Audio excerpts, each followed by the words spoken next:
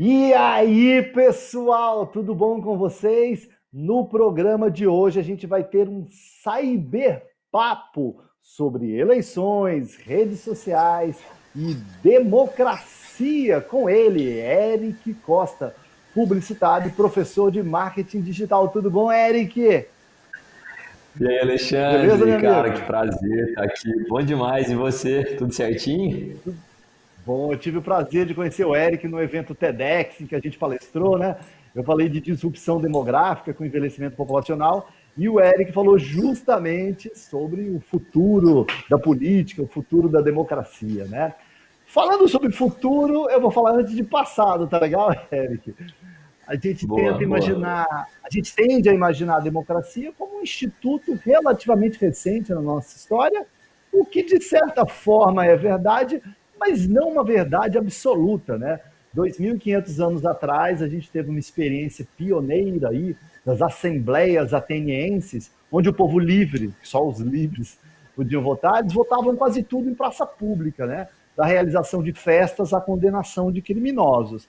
Aliás, talvez o evento mais marcante dessa democracia ateniense foi que eles condenaram o filósofo Sócrates à morte. Teve outro episódio também de democracia onde o povo pôde escolher entre Barrabás e Jesus Cristo, e como a gente sabe, eles escolheram Barrabás. 2.500 anos depois, será que a gente aprendeu a votar, Eric?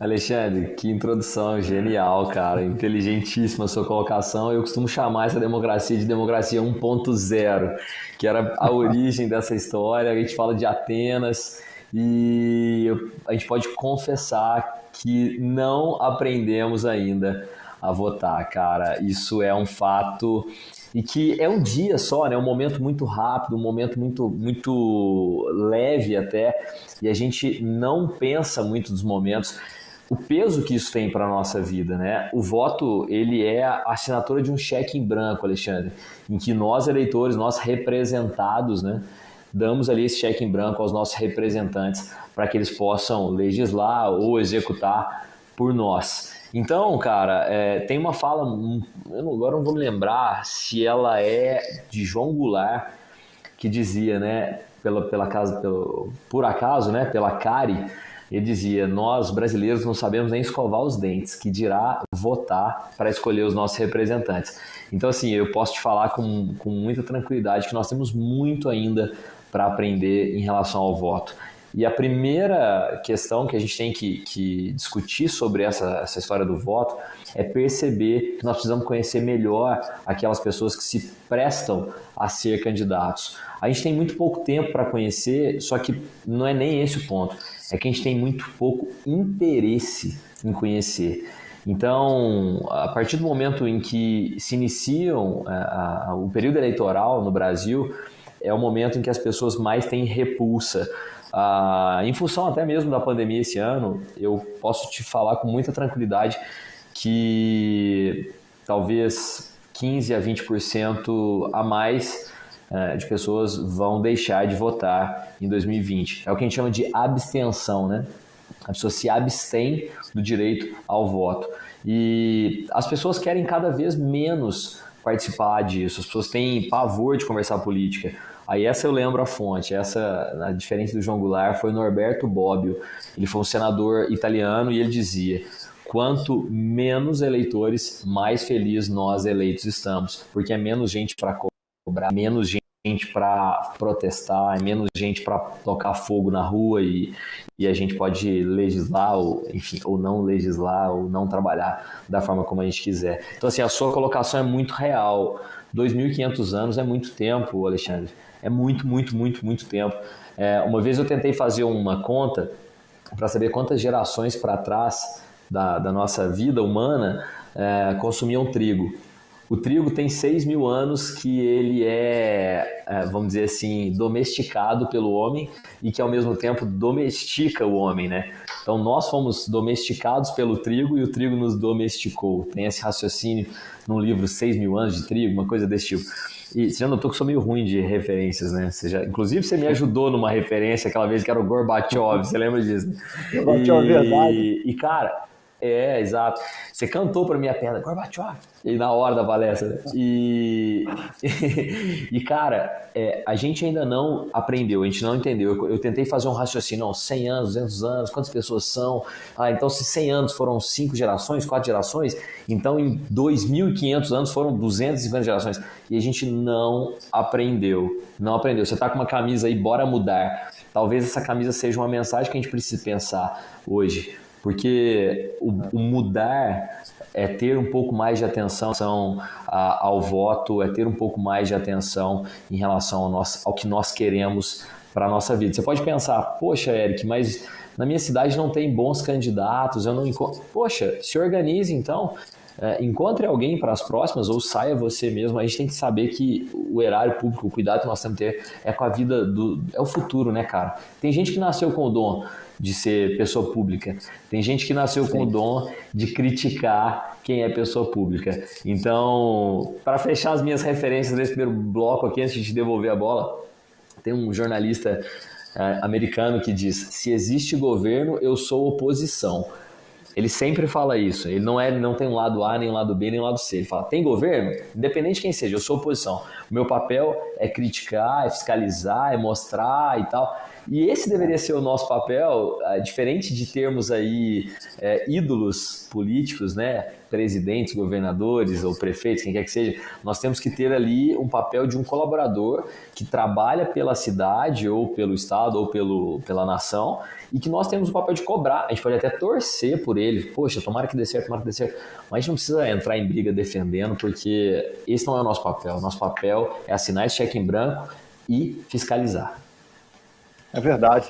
Você falou aí, ela lembra uma máxima do jornalismo crítico, que ele fala assim: o papel do jornalismo é criticar e denunciar. Todo o resto é publicidade. Acabou.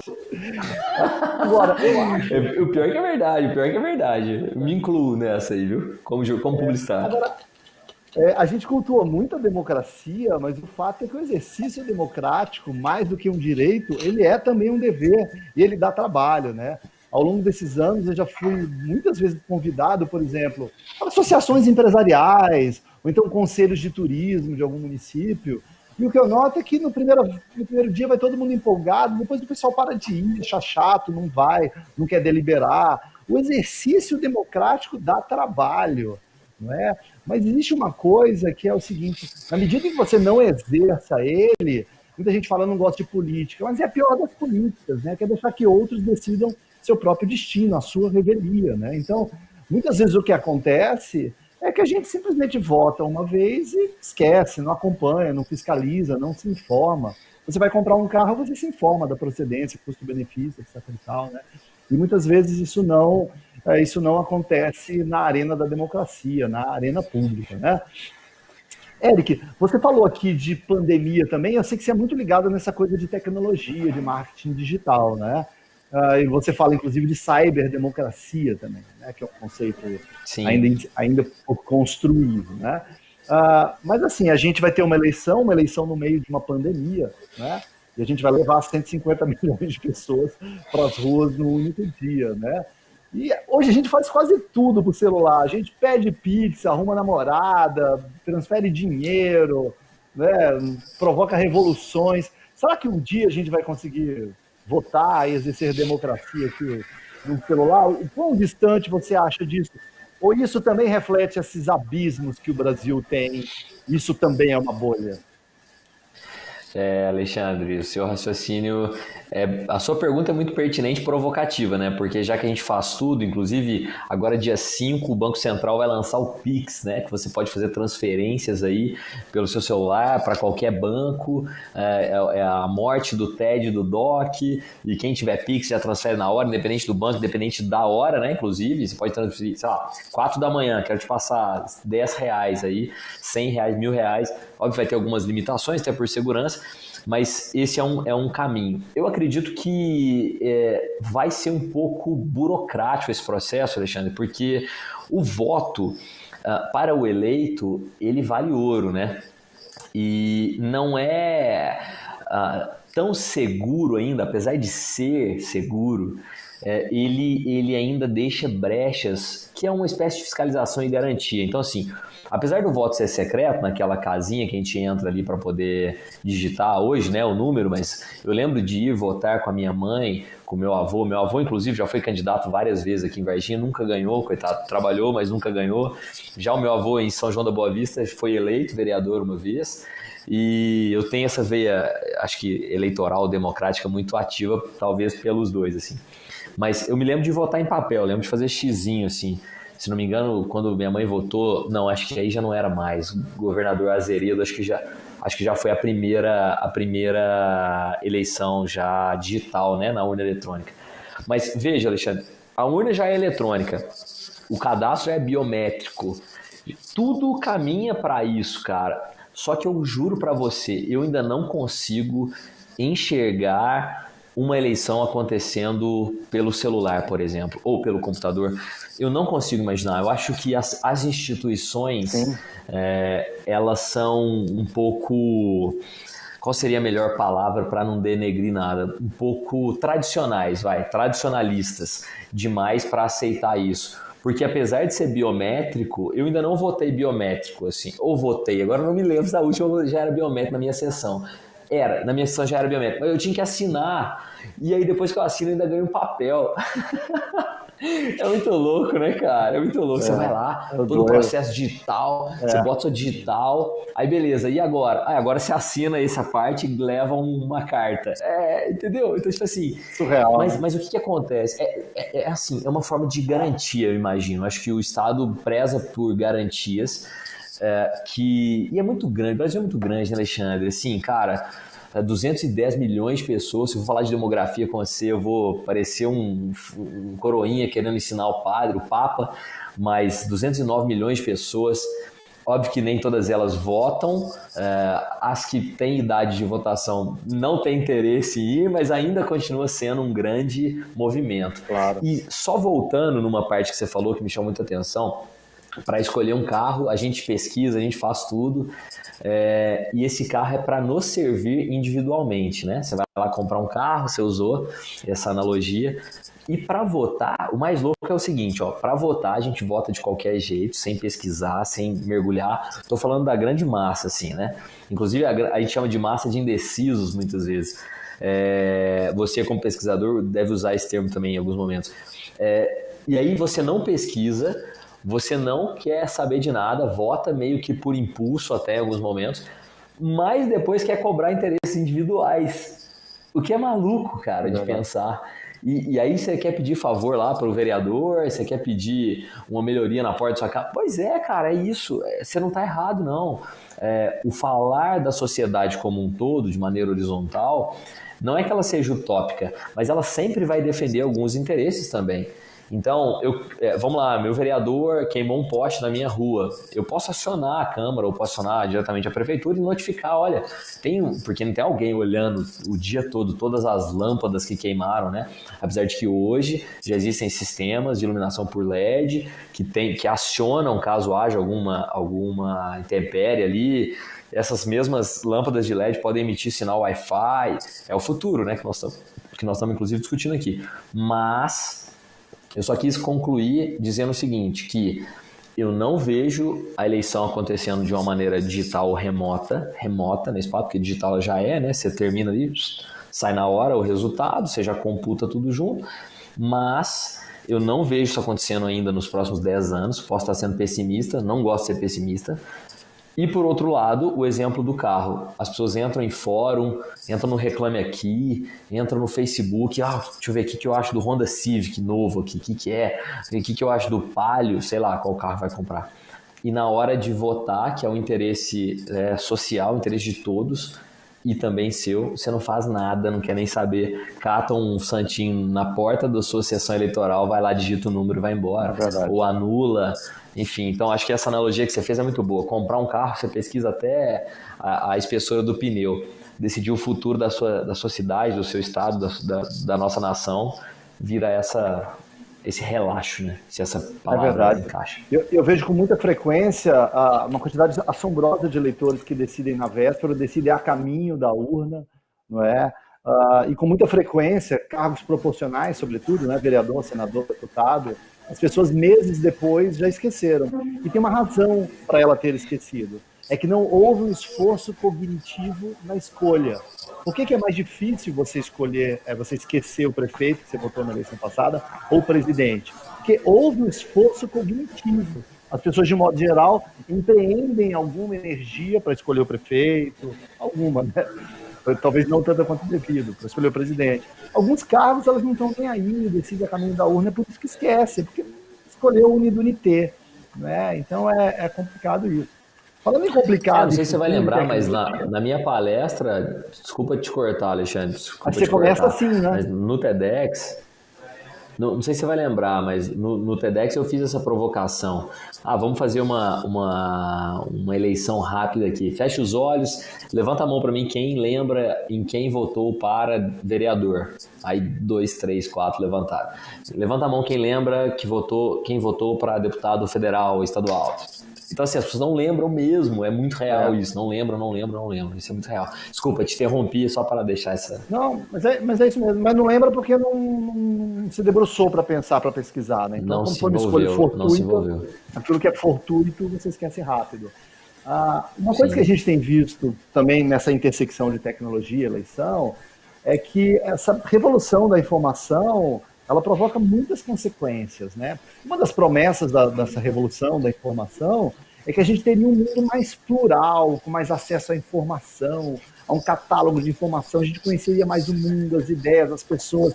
Em tese, isso nos tornaria mais plural, a gente entenderia melhor a diversidade do mundo. De maneira paradoxal, o que a gente tem visto, por outro lado, é o acirramento do totalitarismo, a gente se fechando em bolhas, né? Tem uma coisa da inteligência artificial, que às vezes acho que é uma inteligência meio burra, ela acaba te dando cada vez mais do mesmo. Então, você está numa rede social, você curte um post amarelo, a rede social só vai te dar amarelo. Falou, opa, esse cara gosta de amarelo, acho que ele não gosta de vermelho. Daqui a pouco você acha que o mundo inteiro é uma tribo de amarelos, né? E sem perceber, a gente começa a se já em bolhas, né? A gente começa a só ter contato com quem pensa igualzinho a gente, né? O que é exatamente o contrário dessa promessa idílica inicial de um mundo com mais pluralidade, em que a gente teria acesso a toda essa riqueza que forma uma sociedade. A gente até teve um documentário recente, que é o Dilema das Redes, que tangencia um pouco isso. O que você acha disso? Alexandre, na verdade, são poucas as pessoas que entenderam o que é a internet, na verdade, né? E eu me incluo em uma que está tentando entender também. Porque é muito natural e uma rede social, como é, por exemplo, a nossa rua, como é a nossa família, como é as pessoas que trabalham com a gente, elas tendem a ter opiniões que ou vão se assemelhar muito ou vão se assemelhar um pouco, mas dificilmente será totalmente oposta, né? A totalidade das pessoas assim. E a rede social, ela consegue maximizar esse sentimento e você ter a certeza de que todas as pessoas do mundo estão pensando aquilo que você está pensando também. Então, esse exemplo que você deu do amarelo é muito legal, porque existe ali um machine learning, né, que a gente chama, né, uma máquina aprendendo com a gente, que é aquela anedota antiga. Será que eu estou vendo aqui, né, pela TV, tem uma TV aqui atrás de mim, o que eu estou vendo pela TV, será que tem alguém lá do outro lado me vendo também? Tem, agora pode responder com muita tranquilidade, tem, né, o próprio Netflix tá te vendo, sabe em qual momento aquela série te fisgou, sabe em qual momento você assiste mais, sabe em qual momento você tem mais gosto e porventura ali tá numa cena de muita ação ou uma cena de violência e você porventura foi buscar outro filme de violência e falou, esse cara gosta de violência, então vamos apresentar para ele só, né? Então assim, essas tecnologias na verdade elas acabam tendo a capacidade de nos tornar mais crentes naquilo que a gente já crê.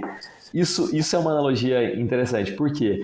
Porque eu paro de ver opiniões que são diversas e, mais do que isso, eu começo a ser totalmente manipulado. O Dilema das Redes deixa isso muito claro em algumas frases, né? Como aquela do início que ele diz, se você se não tem produto, né? Algo assim... Acho que é Sófocles, não vou me lembrar quem disse isso, pode ser que você se lembre Se você não está pagando pelo que você está consumindo, então o produto é você. Você é o produto. Exatamente, você é o produto, perfeito. Mas o A gente Netflix pensa que vem coloca tudo isso de também de uma graça, maneira né? de graça. O Netflix coloca isso de uma maneira também um pouco até com Maniqueísta, eu interesses, acho. porque o Netflix também é uma curadoria de conteúdo, né? Então, depois que o Parasita ganhou o Oscar, muita gente foi pesquisar o cinema sul-coreano. Mas o Netflix É, não tinha nada da Coreia, por exemplo, até esses dias. sim. Então, vamos imaginar que, mas eu não conheço, o cinema coreano não é bom. Não, não é bom por quê? Não, porque não tem nada no Netflix deles. Não, mas espera aí, ali é uma curadoria, é alguém que fez um grupo de pessoas, uma tecnologia que fez uma curadoria e apresentou. Né? Não significa que seja tudo que existe no mundo, ou pior do que isso, né? Tudo de bom que existe no mundo. Mas tentando ir mais preciso na sua questão.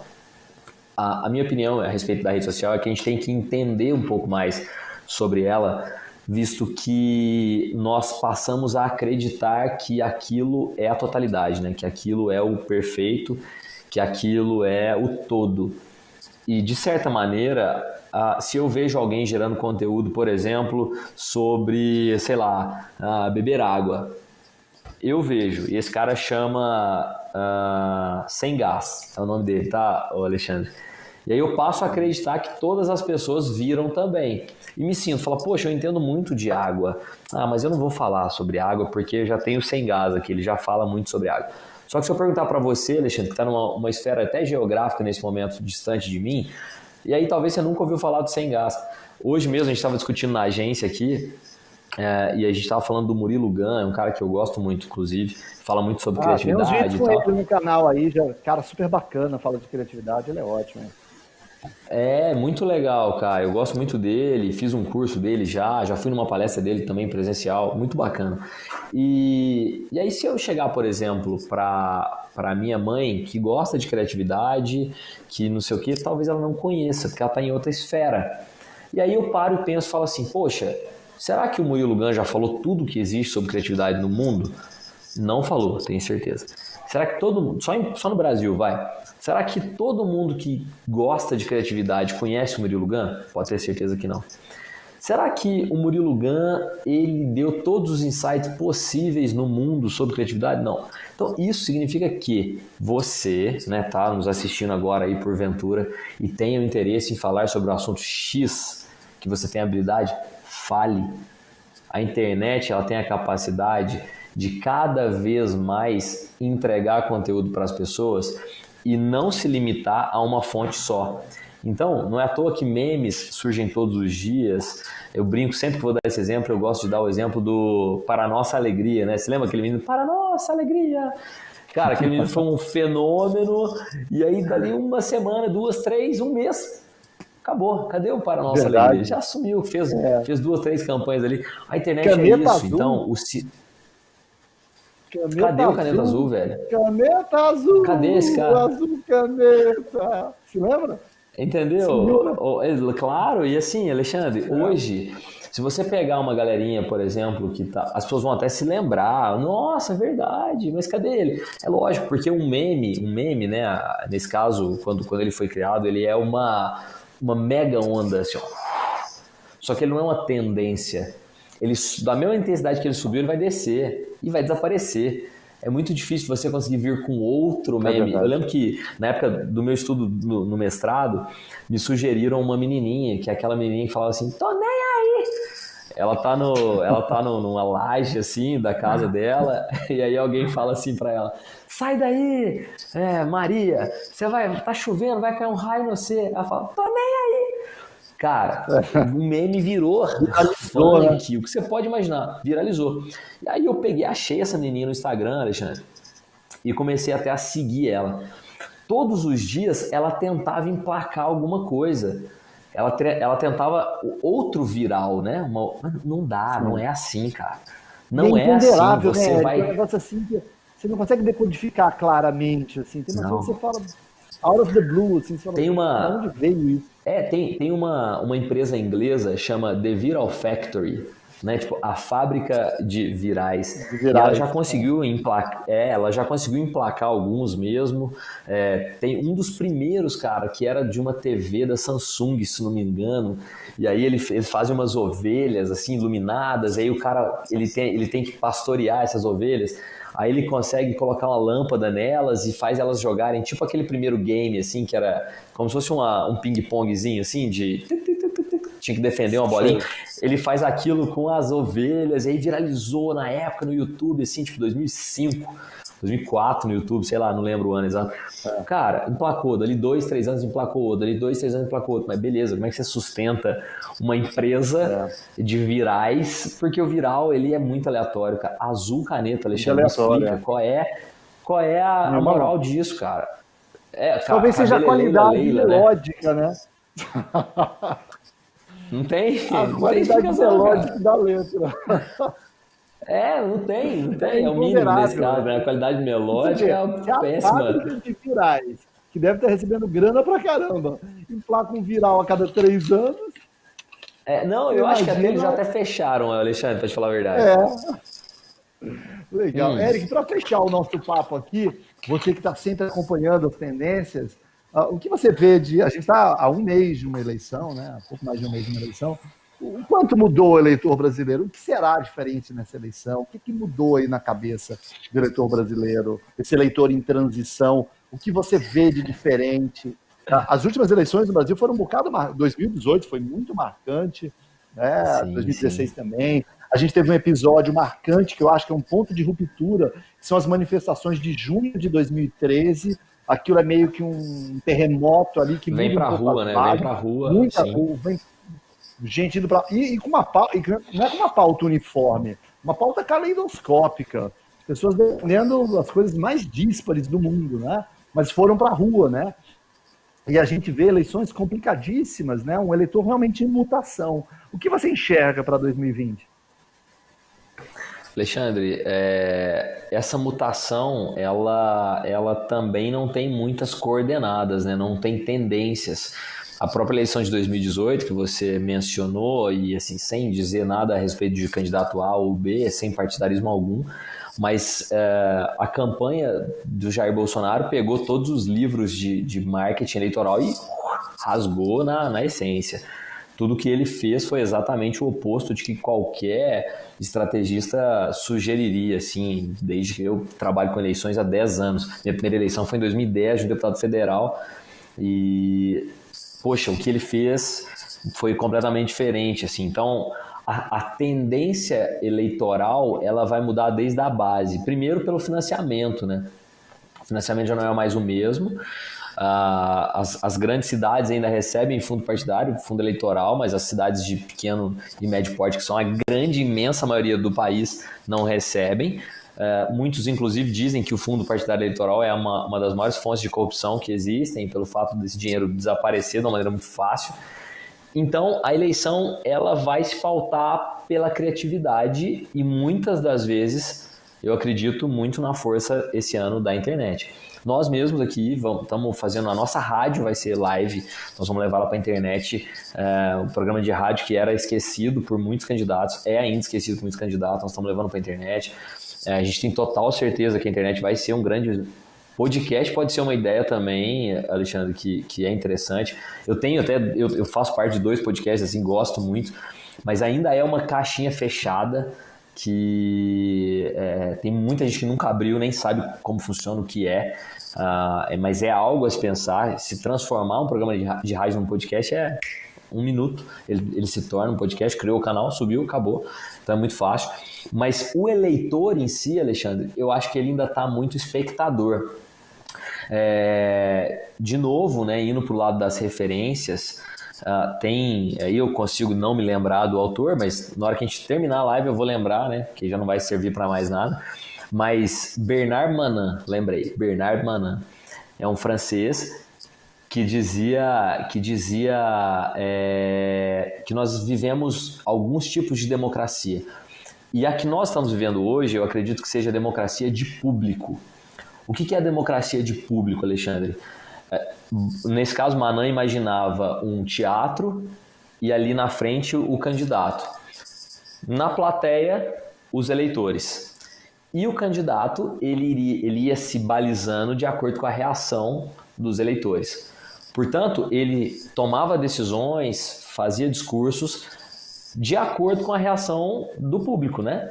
Por isso ele chamou de democracia de público. Como é que a gente tem essa reação hoje? O Facebook pelas curtidas, ou visualizações, ou impressões, ou, né, a capacidade de alcance que ela tem. O Instagram, mesma coisa pelos likes. As lives pelos likes que vão acontecendo ali ao vivo. Então, isso é, de uma certa forma, a democracia de público 4.0, na qual a gente toma decisões baseada no que o público está dizendo. Então, você tem condições de fazer isso, e exemplos em outra esfera, igual, por exemplo, eu vivo em Varginha, né? E aqui em Minas Gerais, o Atlético, né, o Galo, é muito forte, apesar de eu ser palmeirense, mas o Galo é muito forte. E o Galo estava por pouco aí para contratar um jogador chamado Thiago Neves, que foi um cara que deu um problemão no Cruzeiro, que é o seu arquirrival. Rapaz, a contratação ela foi desfeita com um contrato assinado já em função de pressão da torcida nas redes sociais. Não foi na rua, não. Nas redes sociais do clube, do jogador, do empresário, do presidente, Olha que loucura, Alexandre. E eles desistiram da contratação. Então, assim, é um exemplo que eu estou te dando aqui da democracia de público 4.0 numa escala esportiva, né, no caso do futebol. Mas vamos trazer isso para a realidade da eleição.